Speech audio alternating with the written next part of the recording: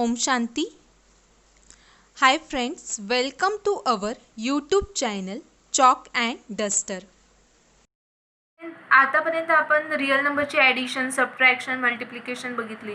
त्यानंतर 9th स्टँडर्डला I think सर्टची मल्टिप्लिकेशन, ॲडिशन, सबट्रॅक्शन बघितली. आता तसंच कॉम्प्लेक्स नंबरमध्ये सुद्धा ॲडिशन, सबट्रॅक्शन, मल्टिप्लिकेशन आपण बघणार आहोत. त्याआधी अल्जेब्रा ऑफ कॉम्प्लेक्स नंबरमध्ये फर्स्ट टॉपिक आहे equality of two complex number. म्हणजे दोन कॉम्प्लेक्स नंबर इक्वल कधी म्हटले जातील.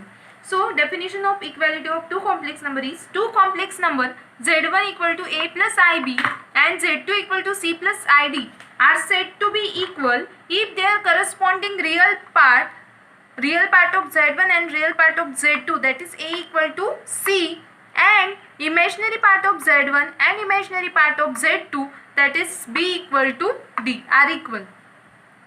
म्हणजे काय की रिअल पार्ट ऑफ z1 आणि real part of z2 equal असले पाहिजे आणि इमॅजिनरी पार्ट ऑफ z1 आणि imaginary part of z2 equal असले पाहिजे. So let's do one example. x plus i y equals to -10 plus √3i. मग आपल्याला x आणि yच्या व्हॅल्यू काढायच्या. It is very easy. इथे रिअल पार्ट आहे x आणि इकडे आहे -10. So x equal to -10. Imaginary part पण इक्वल असतील कारण की हे दोन कॉम्प्लेक्स नंबर इक्वल आहेत. So y equal to √3. Now second example, if a plus ib equal to √3 minus 15i, then a real part इथले हे दोन आहेत म्हणून a equal to √3 आणि b equal to -15. आता हे एक्झाम्पल जे आहे ते एक्सरसाइज 1.1 मधलं क्वेश्चन नंबर 3 मधलं फर्स्ट एक्झाम्पल आहे. So if a plus 2b plus 2ai equal to 4 plus 6i, then find a, b. तर दोन कॉम्प्लेक्स नंबर इक्वल कधी असतात जेव्हा त्यांचे रिअल पार्ट्स आणि इमॅजिनरी पार्ट्स आर इक्वल. तर इथे रिअल पार्ट काय आहे a प्लस 2b, इकडे रिअल पार्ट आहे 4. So a plus 2b equal to 4. आता तुम्ही म्हणणार हे दोघी रिअल पार्ट कसे, तर a प्लस 2b याला इमॅजिनरी नंबर आहे का याच्यासोबत जोडलेला नाही, म्हणून हे दोघी जे आहेत ते रिअल नंबर आहेत. म्हणून a plus 2b is real part of this complex number. So a plus 2b equal to 4 and imaginary part, आता इथे i जोडलेला आहे. सो 2a आणि इथला इमॅजिनरी पार्ट आहे 6. So this are equal. Why? Because this is the definition of equality of complex number, two complex number. तर आपल्याला आता ही इक्वेशन सॉल्व करायची आहे. 2a इक्वल टू 6 म्हणजेच काय, a equal to 6/2. Therefore a equal to 3. आता आपल्याला a ची व्हॅल्यू 3 मिळाली आहे. Then put this value in equation 1. So therefore substitute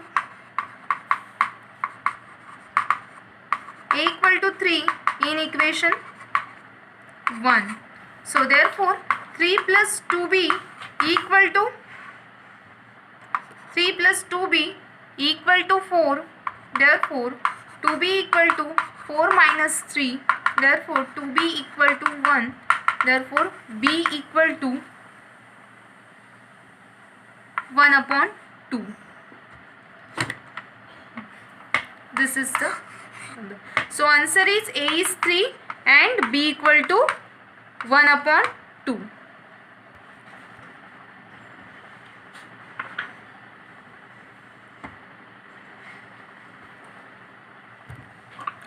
आपण ज्या प्रकारे रिअल नंबर्सला लेस दॅन कम्पेअर करतो रिअल नंबर्सला, for example 2 is less than 3 और √2 is greater than 1 like this.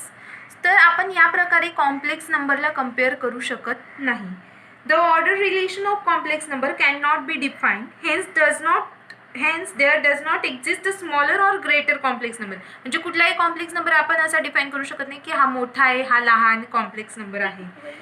therefore we cannot say I is less than 4, or we can't say 2 plus 3i is greater than 2 or greater than 4. We can't say anything about this complex number, means we can't relate two complex number.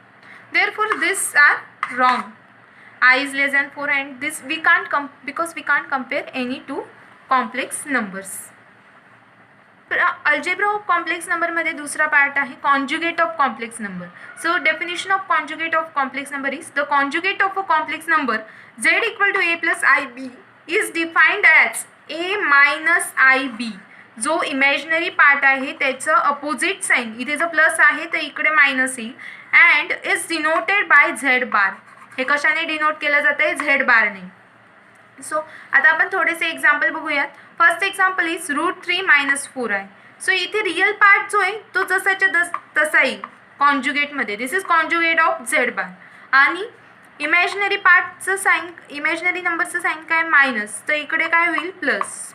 बाकी जसंच्या तसं. आता इथे झिरोला आपण कसं लिहू शकतो? 0 + 0 आहे, तर झिरोचं जे कॉन्जुगेट आहे तो जसाच्या तसाच येणार आहे. नेक्स्ट वन इज -√3 + 10 आहे. पुन्हा रिअल पार्ट जो आहे तो जसाच्या तसा लिहून टाकायचा, आणि याचं अपोजिट साईन +10 आहे तर येईल -10 आहे. This is conjugate.